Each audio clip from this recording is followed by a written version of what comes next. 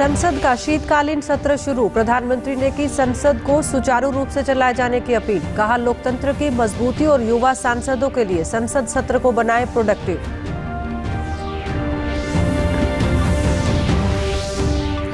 संसद सत्र के पहले दिन लोकसभा सांसद बृजेंद्र सिंह ने उठाया हिसार व चंडीगढ़ के बीच सीधी रेल सेवा का मुद्दा।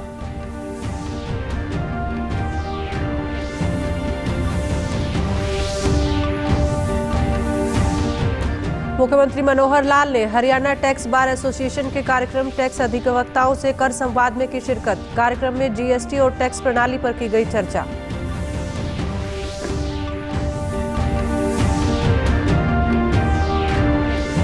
और देश आज मना रहा है सशस्त्र सेना झंडा दिवस। प्रधानमंत्री, राज्यपाल और मुख्यमंत्री ने देशवासियों को दी शुभकामनाएं। लोगों से की सशस्त्र सेना झंडा दिवस कोष में योगदान करने की अपील। नमस्कार, मैं मंजू सिंधु और अब खबरें विस्तार से। संसद के शीतकालीन सत्र की आज शुरुआत हुई। प्रधानमंत्री नरेंद्र मोदी ने संसद भवन पहुंचने के बाद पत्रकारों को संबोधित किया। उन्होंने कहा कि शीतकालीन सत्र में देश के विकास को एक नई ऊंचाई पर ले जाने और भारत को आगे बढ़ाने के अवसरों को लेकर चर्चा करने का मौका मिलेगा। प्रधानमंत्री ने सभी दलों के सांसदों से आग्रह किया कि वे मिलकर इस सत्र को प्रोडक्टिव बनाने का प्रयास करें।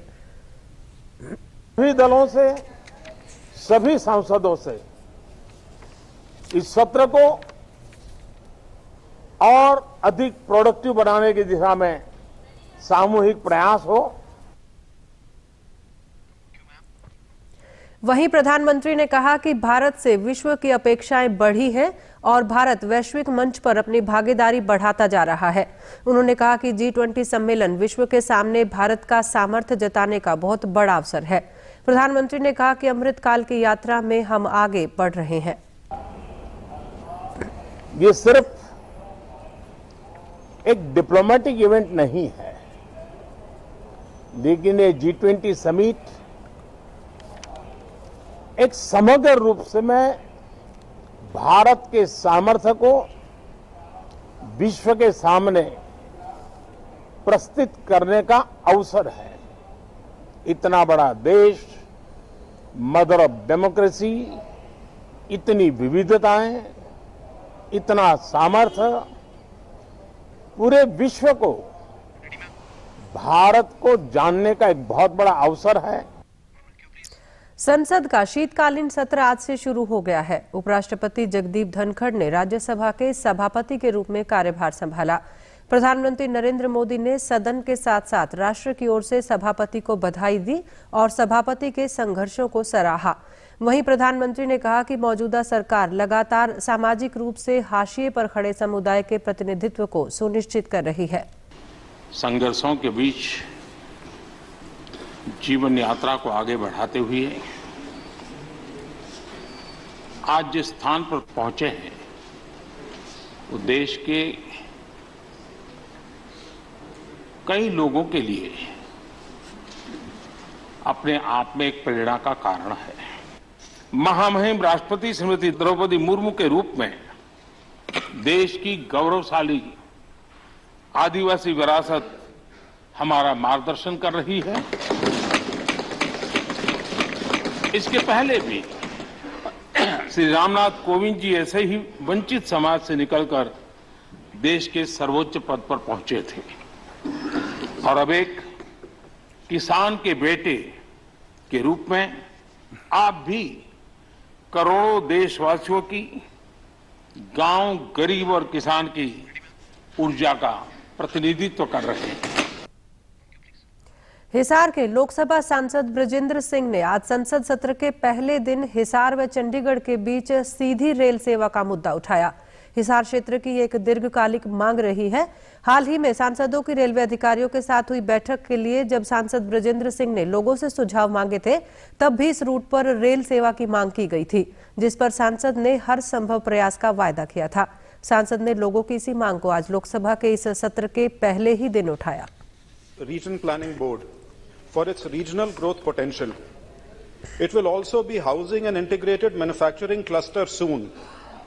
Despite the growing developmental activity, there is no direct railway connection from Hisar to Chandigarh, which happens to be the capital of Haryana and Punjab. This is a matter of concern not only for the people of Hisar, but for people of all of northwest Haryana, parts of Rajasthan and Punjab, for whom Hisar is important for its health facilities, educational institutions and sporting facilities. Currently, the shortest railway route from Hisar to Chandigarh takes almost 6.5 to 7 hours to cover a distance of just about 245 kilometers. This is double the time that it would take if there was a direct railway line which could possibly be laid between Barwala and Narwana or any other feasible route. Therefore, through you, sir, I urge the government to consider this request and ease the access between Hisar and Chandigarh. मुख्यमंत्री मनोहर लाल ने आज Haryana tax bar association के कार्यक्रम tax अधिवक्ताओं से कर संवाद में शिरकत की। कार्यक्रम में जीएसटी और टैक्स प्रणाली पर चर्चा की गई। इस अवसर पर मुख्यमंत्री ने कहा कि टैक्स पेयर का विश्वास जीतना जरूरी है और इसमें टैक्स बार एसोसिएशन के अधिवक्ता सहयोग दें। उन्होंने कहा कि शुरू में जीएसटी लागू होने पर विरोध हुआ, लेकिन अब पूरे देश ने इसको स्वीकार कर लिया है। जीएसटी से पूरी प्रक्रिया में पारदर्शिता आई है। मुख्यमंत्री ने कहा कि हरियाणा का जीएसटी कलेक्शन पूरे देश का 6% है।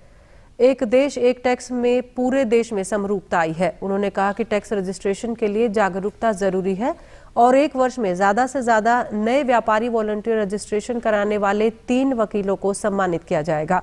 मुख्यमंत्री ने कहा कि ये देश मेरा है, इस भाव से काम करना होगा। देश आगे बढ़े, ये हम सबका लक्ष्य है। टैक्स से जुड़े मामलों के लिए गुरुग्राम और हिसार में ज्वाइंट ईटीसी रेंज अपील शुरू होगी।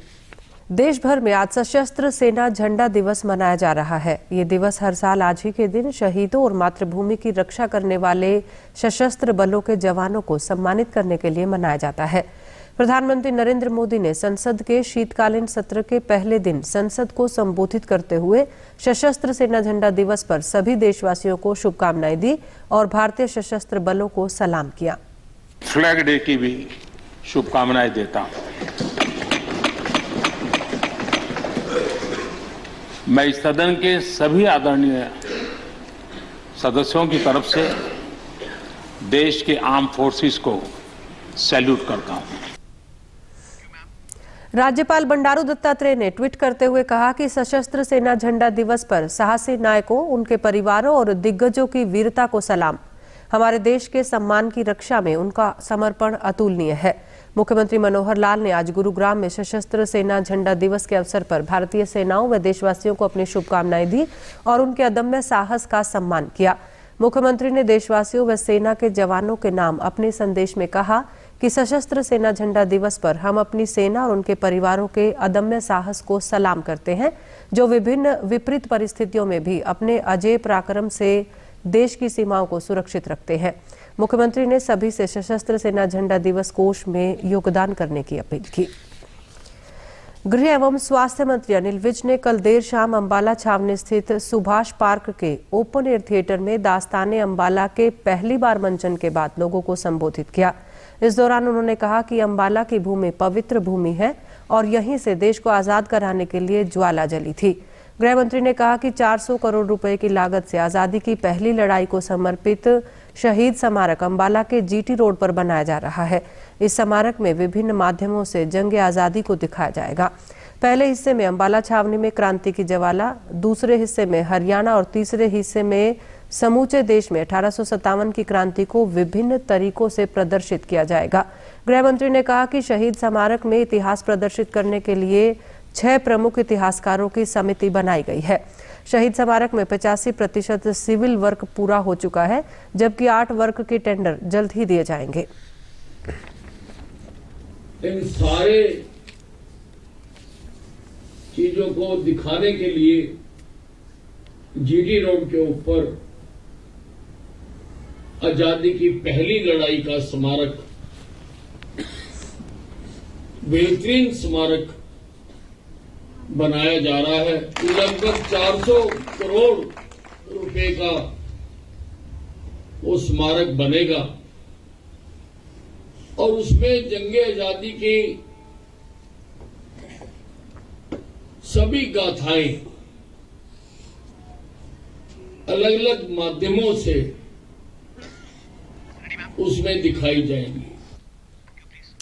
सूचना एवं प्रसारण मंत्रालय पत्र सूचना कार्यालय चंडीगढ़ द्वारा आज नूंह जिले के लघु सचिवालय के कॉन्फ्रेंस हॉल में वार्तालाप कार्यक्रम का आयोजन किया गया। वार्तालाप कार्यक्रम में उपायुक्त अजय कुमार मुख्य अतिथि के तौर पर शामिल हुए। कार्यक्रम में पत्रकारों से बातचीत करते हुए उपायुक्त ने कहा कि सरकार की योजनाओं को आम जन तक बेहतर तरीके से पहुंचाने व आम जन की आवाज को शासन प्रशासन के सामने उठाने के लिए इस कार्यक्रम का आयोजन किया गया है। कार्यक्रम में नूंह जिले में शिक्षा, स्वास्थ्य, मेवात विकास अभिकरण इत्यादि के द्वारा कराए जा रहे कार्यों के बारे में मीडिया कर्मियों के सामने बारीकी से बातचीत की गई। उनसे संवाद स्थापित किया जाता है डिस्ट्रिक्ट एडमिनिस्ट्रेशन के माध्यम से, और जो भी मीडिया कर्मियों को कोई समस्याएं आ रही हैं या फिर सरकार की जो स्कीम हैं जिनके और प्रचार की आवश्यकता है या जिले की जो समस्याएं हैं उनको मीडिया के माध्यम से गवर्नमेंट तक ले जाना या गवर्नमेंट की स्कीम्स को लोगों तक पहुंचाना, इसके बारे में चर्चा की गई। केंद्रीय संचार ब्यूरो चंडीगढ़ रीजन के अपर महानिदेशक राजेंद्र चौधरी ने कहा कि वार्तालाप में प्रिंट, इलेक्ट्रॉनिक और सोशल मीडिया के सभी पत्रकारों ने भाग लिया। उन्होंने कहा कि इस तरह के कार्यक्रम समय समय पर आयोजित कराए जाते रहेंगे।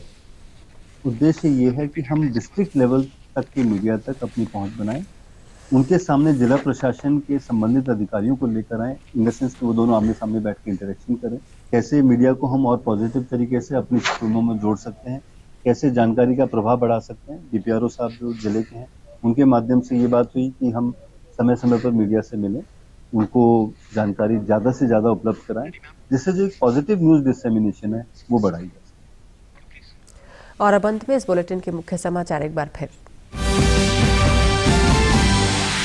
संसद का शीतकालीन सत्र शुरू। प्रधानमंत्री ने की संसद को सुचारू रूप से चलाए जाने की अपील। कहा, लोकतंत्र की मजबूती और युवा सांसदों के लिए संसद सत्र को बनाए प्रोडक्टिव।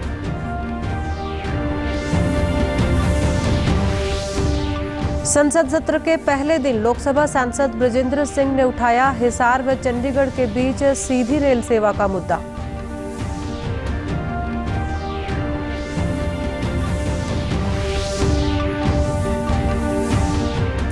मुख्यमंत्री मनोहर लाल ने हरियाणा टैक्स बार एसोसिएशन के कार्यक्रम टैक्स अधिवक्ताओं से कर संवाद में की शिरकत। कार्यक्रम में जीएसटी और टैक्स प्रणाली पर की गई चर्चा।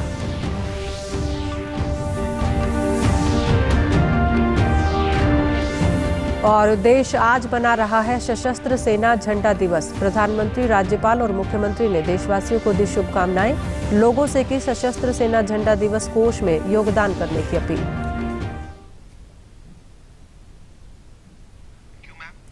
समाचारों में आज के लिए इतना ही। नमस्कार।